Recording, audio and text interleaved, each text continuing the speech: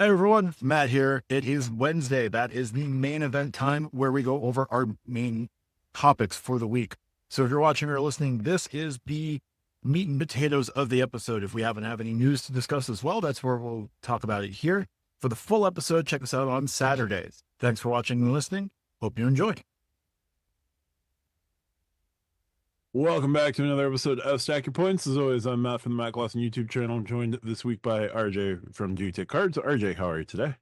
I'm doing well. It's Monday. We're recording. So life can't be bad when we're recording a podcast. Nope. I've got this hoodie. We've got our podcast. We've got stuff to talk about. We're also joined by Lani from the Call Me Lani YouTube channel. Lani, how are you today? Feels good to be back. And do me a favor, ask me about my Chase Sapphire Reserve. Why is it every time I am on assignment, the most Lani topics seem to come up? Yeah. Every single time, without fail. I was really hoping that you somehow would miss all of the news about the Sapphire Reserve until the next podcast so we could break it to you live on air.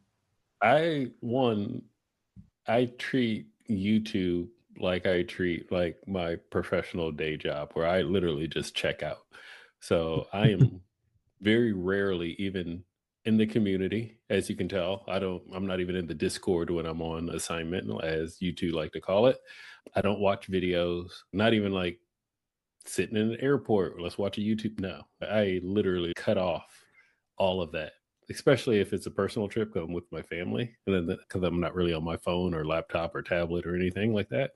But then when I do check it and I see 12 videos, I usually just end up going to Matt's video. So I'm like, Matt will break this down and he won't be mad if I ask a question. I don't until I get home. And then I'm like, oh, hey, Matt, how about that CSR? To which all I can say is right now is I don't know. I need them to just do the thing at this point so that we can evaluate and reevaluate. We don't need anything. We don't even need rumors. And for my members, I actually had a good hot take on this, where I just think that Chase is trying to plug a hole and find the mole in the company right now. That would be preferable. Apple was known for doing this. I don't know how many people they fired because of what's his name, Mark. I'm blanking on his name. Mark Gurman. Yes. I don't know how many people got fired because of Mark Gurman until Mark became most favored nation status within Apple PR. Because when it's coming from Mark, it's tight. It's on lock. He's got it. Maybe this is a mole hunt. I'd be really glad if it was, because that $75,000 rumor nonsense was just, I want to take Jamie Dimon outside and just hit him with a snowball. I don't know where I'm finding one in May, but I'll do it. We don't need to get into the 75K spin thing, because neither here nor there. Oh, yeah. I got a lot of hot takes on that. But I'm not going to say they won't or will refresh the CSR, but a part of me believes is one of two things. One, Chase has a mole and they're trying to find out, and they're like, two birds, one stone. Let's stir the pot and see how the community reacts to any of this. We all know they watch. We all know they pay attention. And the other side of that is, like I said, they're out there, what happens if we do this? Ooh, this could be bad. No one likes that. Why don't we take that off? That is the new JSX credit that United just did. We're going to go ahead and take that off. Yeah. There are things that I did not like. The thing really that with this rumor, and I'm sorry we've gone down this rabbit hole already. We're there. Yeah. The thing that I found the most confusing was all the Amex fanboys in the community just immediately went, oh, wow, Sapphire Reserve looks interesting now. Really? What was wrong with it before? It was blue or navy black, whatever color it actually is. It's a really nice color scheme. Now, RJ, I was not trying to lump you in with that fanboy reaction as our resident Amex appreciator, but there were definitely some folks who were just like, now you're more interested in this because of all the side quests you have to do? How bored are you? I think the community in general is bored right now because of how things have been going. There hasn't been like the gold refresh was the last really major news, right? Like from one of the major companies. So I think that people are desperate for news and content and changes. Like they want a card refresh every month of the year. Like I genuinely think there are some people who would like a major card refresh every month. So I think the rumors, it's like a chum fest, right? Like you're dumping a bucket of chum in and everybody wants to get a little nibble. So it does not make this card more interesting to me because it is, quote, more like the platinum with credits. It's still not the card for me. I'll stick with the platinum, but for both of your sakes, because I know both of you have the CSR, I hope this is not what you end up with. Say that. I don't know. As a CSR holder, once again, it's a rumor, so I'm not going to put too much effort into it. Call me when it actually launches, and then I'll figure it out from there. Lani will be my first call. I'm going to need some trial and error. I need to see where it fits. I need to see how it stacks up against my other cards, because I know that I said I'll never cancel this card, but if this refresh is for real, it's not the same card when I said I'll never cancel it. I need to figure out if it still works for me or fits into my setup or whatever. But I don't want to get too deep into it because I actually have a lot to say in a question coming up from RJ later in the episode, which will help explain what I'm deflecting from at this current moment. Maybe it was Amex. Maybe Amex leaked this card point just to see what they really want to do it to the platinum. So they're like, what if we just put these things out, change the brands, and just see people's reactions? Maybe. They're already doing it with the platinum, though. Like, they already did it with the platinum. How much more could they go? You know what? That's a stupid question. There are very few stupid questions in the credit card world, but how much further could Amex go is one of them, because it's always further. The limit does not exist, Matt. Yes. Much like their preset spending limits on their cards. This week, we'll move over to our topics this week, and we'll start with RJ, your topic this week. So I was having a conversation with a friend who has a teenager who is a very big gamer. And they basically were talking to me about how they gamified chores around the house because offering the kid like $20 to do things like just wasn't resonating. But as soon as they put levels and like boosts and stuff, the kid would do their chores. And they gave them an allowance, but like to get the chores done, they had to gamify it. And it led me to think about credit cards. And instead of multipliers for specific categories, if, and I'm using Amex because it's the easy example for me, if they put limits on there where like you hit $1,000, you get X amount of points. You hit $2,000 of spend, you get X amount of points. Basically mini subs instead of categories to where you get elevated. So everything is 1x and then you hit these levels. They can even come up with creative names because I'm sure everybody would love when their card in their wallet shows master spender or whatever at the top or something more creative than that. But my question is, do you think this would be a good idea? Do you like the idea? Would you use something like this? Or do you like the multiplier categories and you spend what you spend? Matt, I'm going to go to you first. I like this in concept. I definitely would like this with American Express, just because American Express seems to not particularly care about multipliers. Like the gold card, yes, they care about the multipliers of the gold card. The green card, as long as they remember that the green card exists, they care about the green card multipliers, but half the time it's remembering, oh yeah, that card. We might do something with that card later. The business green card would be a perfect example on this. Spend every $1,000 you spend on the business green card, you should get like a 10,000 point bonus, just so that you're actually spending on the business green card. For Amex, I think this could work. For Chase, that would be interesting just because of how not every day their spend categories are. Like pharmacy at 3x is great. Pharmacy at 3x on two separate cards, not so much, especially when I don't go to the pharmacy every day.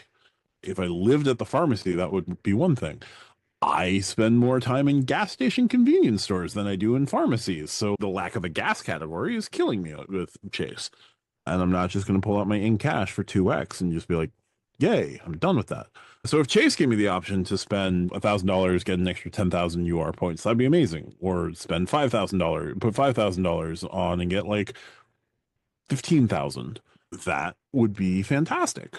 I get that's 3x everything, but whatever. The math out the math, however you want. I think that would be cool. For co-branded cards, I think more things like the 15,000 point free night certificate on the Surpass would be interesting across the board. You do get that with Hyatt, but you're just spending 15K on that card at 1x. Unless it's a sub, then it's 2. Marriott doesn't have anything like that. IHG doesn't really have anything like that, except for the spend $40,000 on lock diamond status with them. To my knowledge, none of the other hotel co-branded credit cards have anything along those lines. So like mini subs along the way are probably more interesting to getting engagement on the cards than worrying about, oh, how much in parking did I pay for this month? And did I use my Sapphire reserve for that parking for the 3x? Whereas, hey, did I spend $2,000 this month so that I could unlock the 20,000 point UR boost? Yes. Cool. I think that there's room for it. This would require something that the credit card issuers seem to be allergic to: creativity, the willingness to do something a little interesting or bold, or not following corporate ethos and not following the fiduciary responsibility of consistently lining your investors' pockets. So hopefully one of the companies will do something like this, but I worry that they will not. Fair enough. Lani, what are your thoughts? I'm not against it. I would modify it a little bit in my own personal opinion. But before I get to my answer, the thing is that we're starting to see, one, I'm not against your model, but we're starting to see these companies starting to make cards that we always like to say, use your cards as intended. And I think they heard us but did not hear it completely, because they want us to use the cards as they intend. They intend us. Yep. You got ahead of me. You knew where I was going, Matt. You knew where I was going. If we want to add in rumors, and we don't even need to add in rumors about CSR, we don't need to go there again. But we could even use the Amex Platinum or any other super high annual fee card. One, a 3X everything card that's like a $600 plus annual fee card. Just come on, just it's worth it.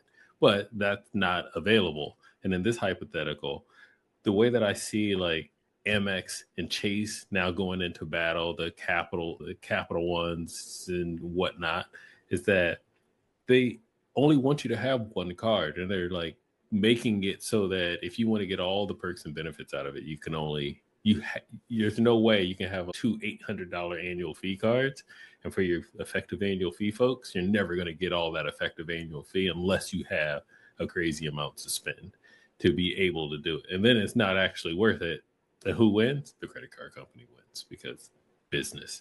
And so what I would like to say, and how I would modify your model here, RJ, is instead of just spend and get more points, like I'm going to use Amex Platinum. Let's start off at $700, but I don't really get jack diddly at $700.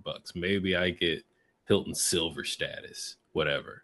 Maybe a rental, maybe not even rental car status, something of that nature. I don't get the hotel credit. I might not get the FHR credit, but I can have the platinum and I can go in the lounges, because that's what everyone says, get the platinum so you can go in the lounges. So that's what they gave us, right?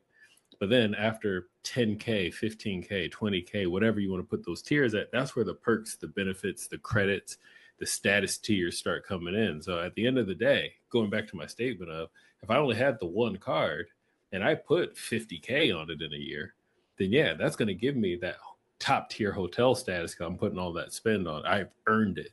I'm going to get the $200 airline credit somewhere along the way. I'm going to get the FHR credit along the way. I might get another travel credit of some sort. I'm just throwing in a CSR, even though I'm talking about platinum, something of that nature along the way. So it's the more I spend, the more perks that I get. The more I spend, the more benefits I get. I could even add in the lounge access with one free guest. After you spend $75,000 on the car, you can bring in a guest for free.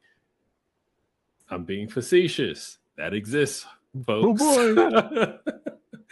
that literally exists. You cannot pay $50 anymore because you spent $75,000.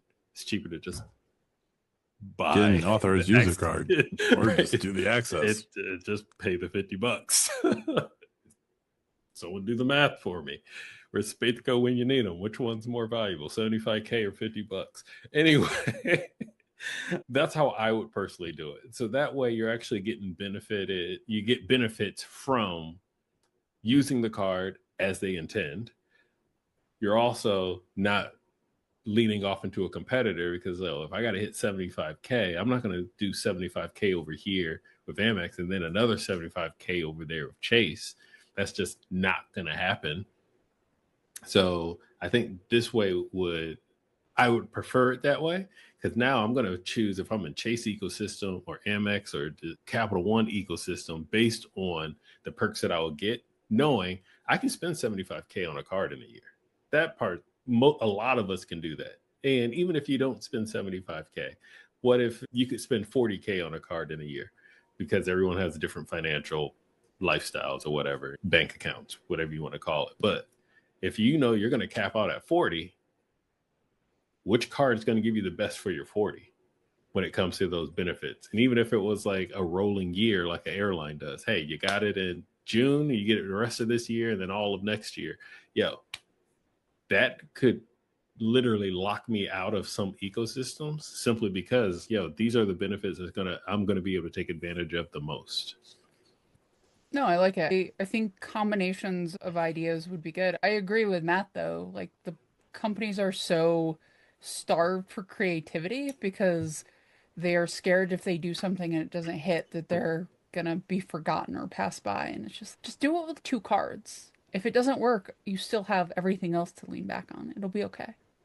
Yeah, I will. If any of those companies are listening, I have done business development around consumer trends and been very successful at it in this country for over 15 years. And I'm happy to take a swing at it, but I have a price as well. I'm going to leave that right there. That free platinum card. It's going to cost more than that. I think it's a little bit more than a free platinum card. Yep. It's just a little bit more than that. A 0 on the end of that, or couple 2 more of those, and a comma or 2. No, that would be. I would much rather see what Lani could develop in terms of a credit card than whatever nonsensical coupon book comes out next. I would actually be up for that challenge. Can you go back? Can you go to New York City and can you fix the company on Bank Street? Probably. Look, man, I ain't gonna lie. With the companies that are on my resume, I got hit up on LinkedIn while we're recording this podcast. So, hey, we want to talk to you. I always respond. The first thing is, here's my number. Like, I've done this so many times. Here's my number. It's pay to play for me. Speaking of, hopefully you can get their VP of travel back on sometime soon. I should probably reach out to him again. There's questions. There's lots of questions. Anyway, you know what, Lani, your topic this week. Yeah, my topic is a fun one, in my opinion, and I like to call it redemption versus destination. So it's 100% around using your points. When it comes to using your points, how do you choose to do it? Do you lead with the redemption, meaning, let's say you found a flight or a hotel deal that would be a great redemption, and you're like, hey, I'm going to take it. Or is it more around the destination? So you want to go to X place. So you just book and look for the best offer for X place, even if it's only like 1-2 cents per point. Do you commit to the destination and wait till you find that best redemption that you're satisfied with? Or do you are just looking at best redemptions and all of a sudden it's like, hey, Hawaii looks Hawaii's got a great deal. I'm going to book it. And now you're just going to go to Hawaii. So which one comes first, redemption or destination? Matt, I'm going to start with you.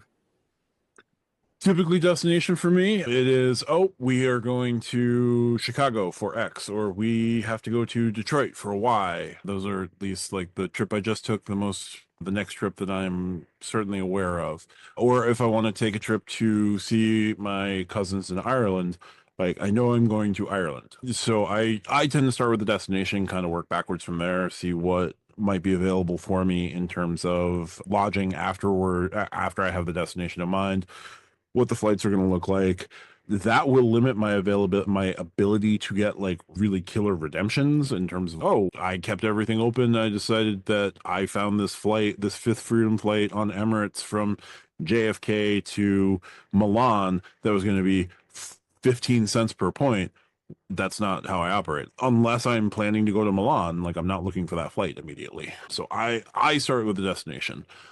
But if my work life was a little bit more freeform, I would love to go more with the redemption side of things and just be like, hey, here's a really cool flight. I want to go take this flight. I'm going to go do that and boost the cent per point that way. But I more often than not am of the, oh, we're going here and we need to go during this time frame.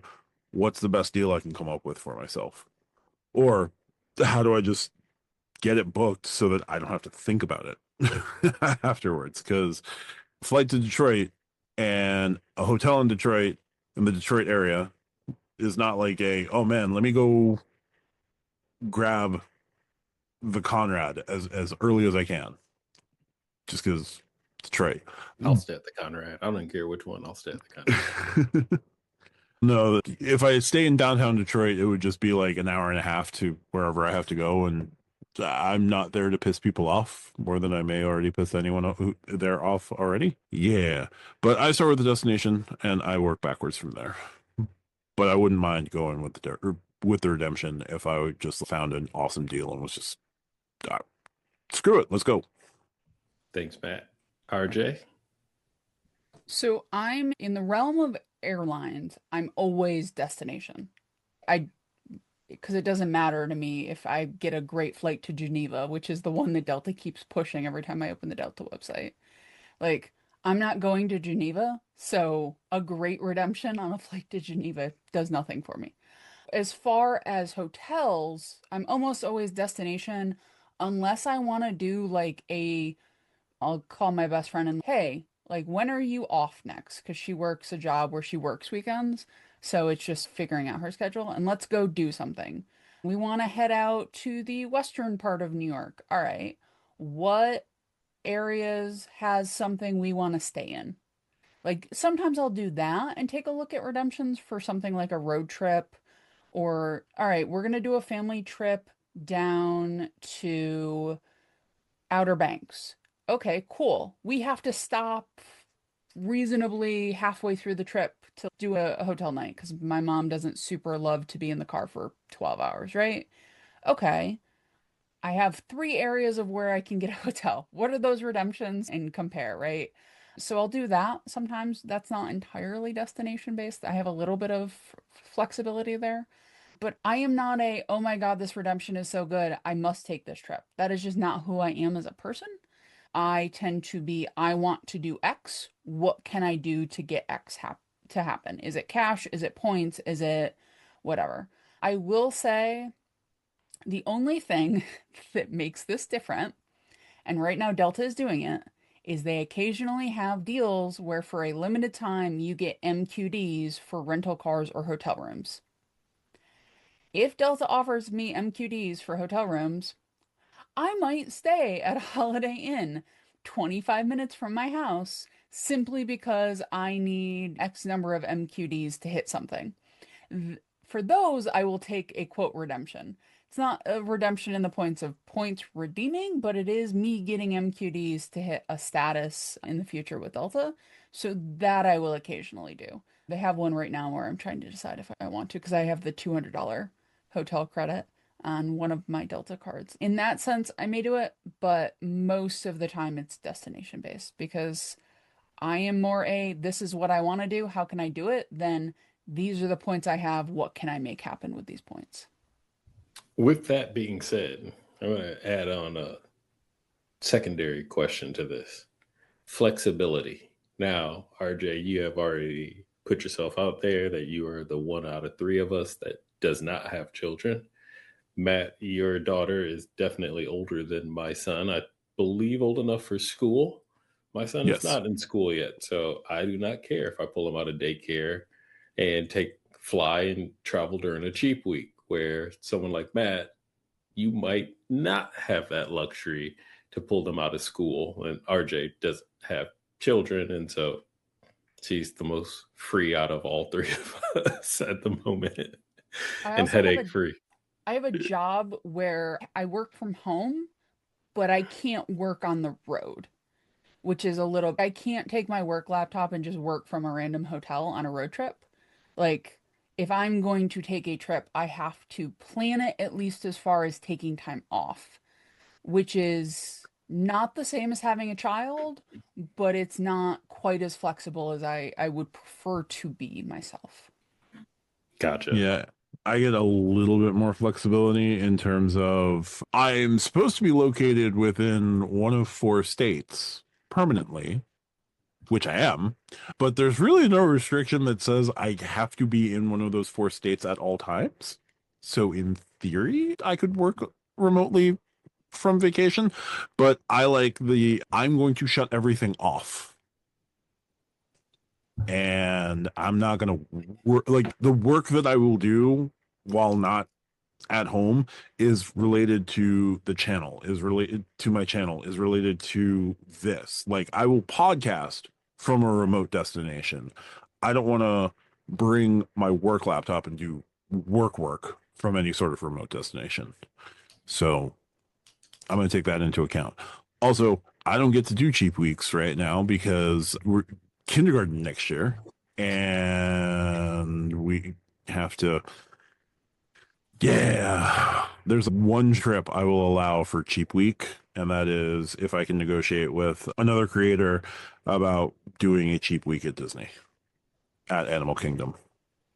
That one I'll pull her out of school for. Anything else right now? I don't know. My personal opinion, I still feel safe I would feel safe pulling my kid out of kindergarten, even first grade. I can probably teach them everything they're going to learn that school year in a week at home. Yeah. Your daughter's not going to miss out on missing color. She'll catch up. No. Be careful. I know in New York, if you pull your kid out of school so many times, regardless of what you say it's for, they'll have like truancy officers like at your house. I knew somebody who pulled their kid out of school for 2 weeks for a big family vacation overseas, and they had to talk to 4 people with the state.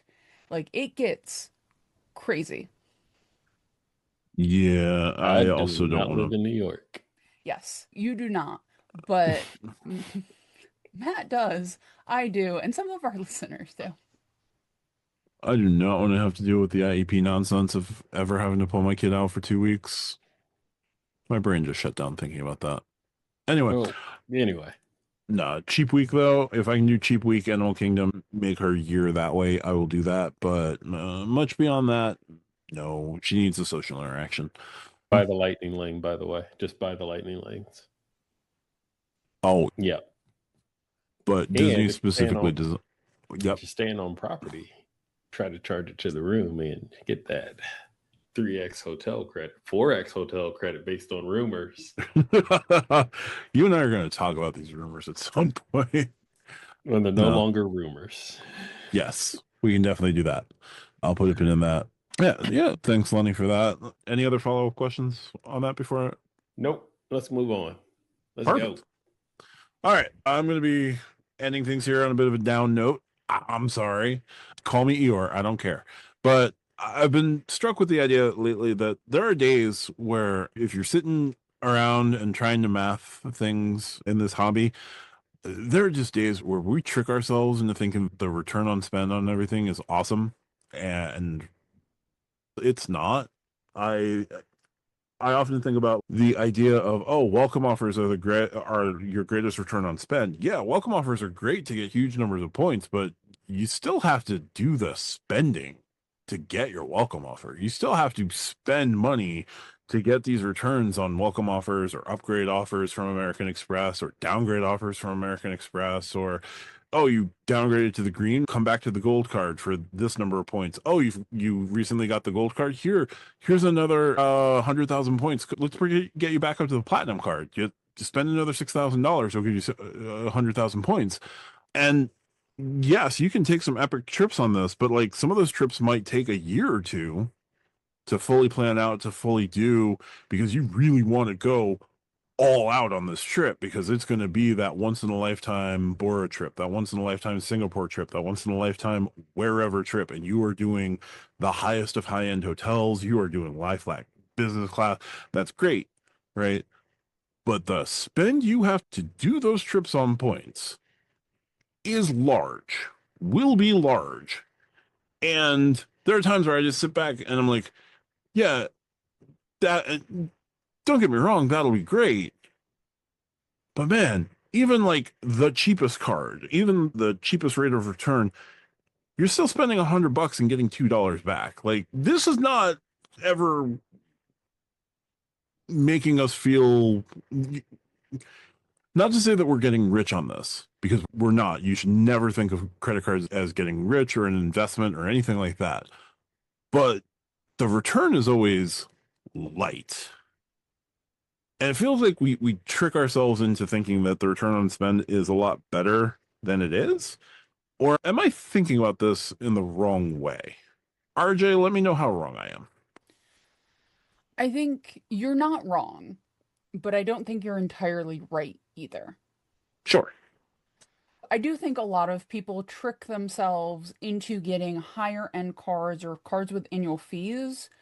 If you haven't left your like state in the last 2 years, you probably don't need a card with an annual fee above $100. You just don't. If you don't have a passport, then like worrying about redemptions to Europe or Asia probably shouldn't be your primary concern. Now, I'm not saying that you can't get a passport and do those things, but if you're like just not going to, then like you can wish cast. I go on Zillow and look at $2 million houses all the time. I can't afford a $2 million house. Like people who have cards say, "Oh, I'm going to do X, Y, and Z," and then you ask them 2 years later, "Hey, did you ever do X, Y, and Z?" "No, I'm going to do it in 2 years." And then you ask them 2 years later, "Did you do X, Y, and Z?" "No, we're going to do it in 2028 now." The can just keeps getting kicked. I have said, as much as I am not a cashback person, for most people, cashback tends to, and there has been some nerfing, but tends to be better because you're just getting things for 97 or 95% of the price everybody else is paying, right? That tends to be a better, worthwhile end for most people. But it's not exciting and it's not as fun and it's not as a lot of things. But I think one of the things that I talk about a lot is using your cards how they're intended, right? So if I'm going to spend $20,000 a year on groceries, if I'm going to cosplay as Kid Light and spend $20,000 a year on groceries, then I'm going to spend 20,000 on groceries. I can get 4x Amex points for it and have 80,000 points at the end of the year and do something with those, either transfer them or do something else, and I'm good. But if I'm either spending things inconsistently or I've got a bunch of cards in a bunch of ecosystems, so my spend is really spread out, and I'm doing things like that, then yeah, it probably isn't worth it. Having some amount of conglomeration, having some narrowing down of your ecosystems. I'm sure Lani is going to talk about United, but that is perfect, right? If everything is going towards United and you can use United in all these ways, then it works out. But if you have cards in Cap One and cards in Chase and cards in Amex and cards in Citi and cards in Wells, and you're only spending $15,000-$20,000 a year across all of those ecosystems, and you're not doing something like Virgin where you can put all of those points into one ecosystem, then it's going to be really hard. And maybe it's not actually working out for you the way you think it is. So I think it can work out. I think for a lot of people, cashback would actually probably help it work out better. But I do think that every single person I've ever met in credit cards, myself included, I am not immune to this, has either gotten a card because they've tricked themselves or talked themselves into it. They've upgraded or downgraded a card because they've talked themselves into it. They hold a card for multiple years that they probably shouldn't because they've talked themselves into it. Like, we've all done it. It is part of the game. But it is also a hobby, and sometimes enjoyment and what you want trumps the specific dollars and cents of logic. If you have the business gold card from Amex and you just love that card, and maybe you could use the regular gold card and save $50, but you just want that business gold for whatever reason, look, I'm not your mother. Do what you want. Some of this game is enjoyment based. So I think you're right in some regards, but I also think overall it is still a hobby and it is still something that we should enjoy. And if as long as people are enjoying it, then they're getting something out of it. No, that makes total sense. Again, they're just like someday, and this could just be me and how my brain operates, but there are times where I sit there and I'm like, the amount of spend you have to do to break even on some things, even with the no annual fee cards, to make back X amount you have to spend in points, you have to spend an astronomical sum of money, which is just crazy to me. But I do enjoy the game, so it's not like I'm like pressuring myself to do things that I shouldn't do. But no, you make many valid points. Lani, your thoughts here? Yeah, I got a couple of things to say towards this, and I was writing some notes down as well. But first off, return on spend is choose your own adventure. It's whatever you're happy with. Let's just be real, because technically, I mean, with any type of math, there's constants, there's variables. The world that we live in, I think the safest constant is to say that US dollar, where it's like you get 1 cent for every dollar you spend. That's like the most constant that you can do. Now, when it comes to return on spend and it comes to a sign up bonus, I think that's a good jumping off point to always use. In most cases, depending on the card and whatever, you usually end up with about 15 point per dollar or 15%, up to sometimes 20. Every so often you see something a higher or even a lot higher, like the Chase Freedom Unlimited that spend 500 and get 25,000 point offer that really just came back, that happened or whatnot. Yeah, that's a way higher. And in my personal opinion, or what I personally do, point stacking. No one's surprised that I'm bringing this up, where if I use that 15 as a baseline, and I can point stack and get more than 15, I can get more than 20, then I don't really care about the rest of the math on return on spend. I know that I'm getting a good return on spend, even if I split it up. And one of the things while I was doing was just this week alone, here are 3 different offers that I took advantage of that I got a really great return on spend. And I'm going to start off with the low one here, which was with Amazon. American Express gave me 3,600 MR points for spending $150. So that's 24 points per dollar right there for Amazon. Screw my Freedom on Flex card. I don't care about 5X. I just got 24, like those types of things. So I got a really great return on spend. There was also an MX offer for Pete's Coffee. I don't drink coffee. Yes, they also make tea. And it was spend $30 and get 1,500 membership reward points. You know what? The tea's actually not that bad. I would actually probably buy it again. So marketing work. They got me to try something I wouldn't have tried. I'm happy with it. And you know what? I got 50 MR points per dollar for that particular transaction. The big one, the really big one, the one I'm really happy with. RJ, I bought more shoes this week. So Rakuten had a 20X deal with Adidas. Mileage Plus X had 10X at Adidas. Plus, I get the extra 25% because I have a United card. And then I use my Chase Freedom Unlimited at 1.5 when I actually purchased said card. I'm not even going to do the math on how many points I got. I got more than 20 points per dollar across that particular transaction. So I don't actually, and I'm using that last because do I actually know what I ended up with? No. Did I end up with more than the average? Yes. Yes, I did. I started off with 20 from Rakuten by itself. I already beat the average. See what I'm saying? Yeah.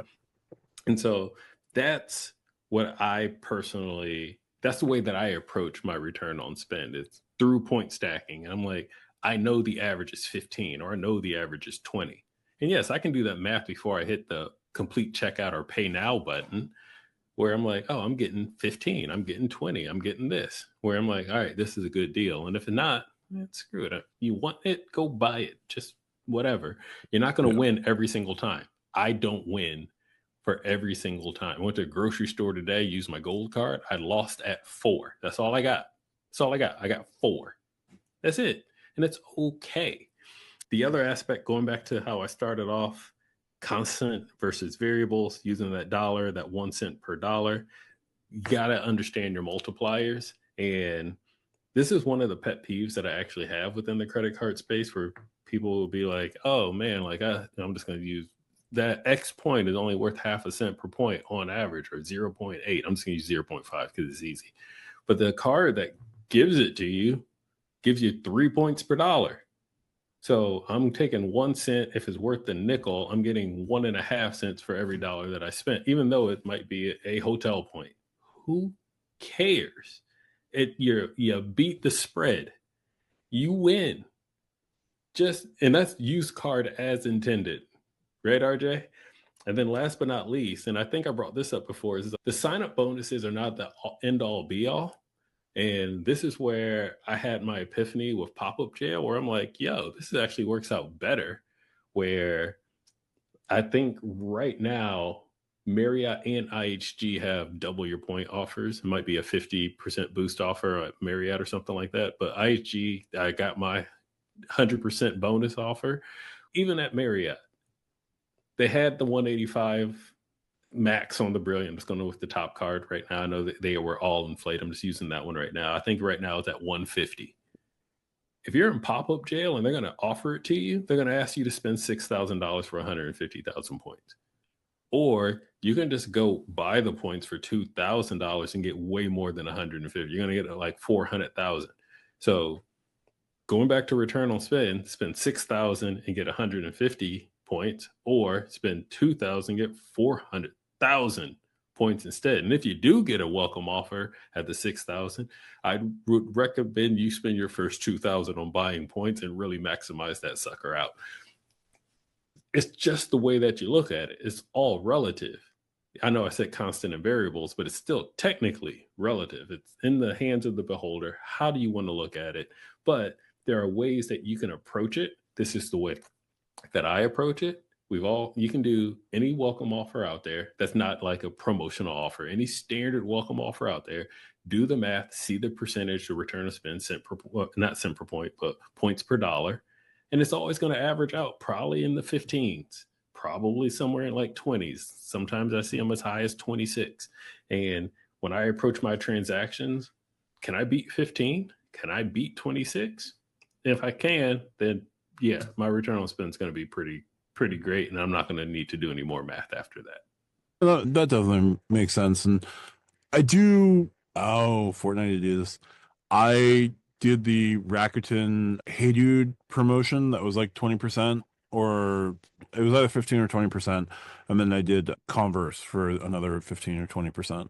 So recently bought 2 more pairs of shoes for folks. 1 pair is custom ordered, so they just finished stitching them together, which is nice. Yeah, and if you can trick your Chrome browser or whatever browser you choose to use to do the Honey and the Rakuten offer at the same time, you're definitely winning. You're really winning at that point. It's not easy. We'll talk about it later, but it's possible. Happens every so often. I'm gonna try this Rove shopping portal at some point. Miles is just really interesting to me for whatever silly reason. We'll see how that ends up going. But no, thanks guys.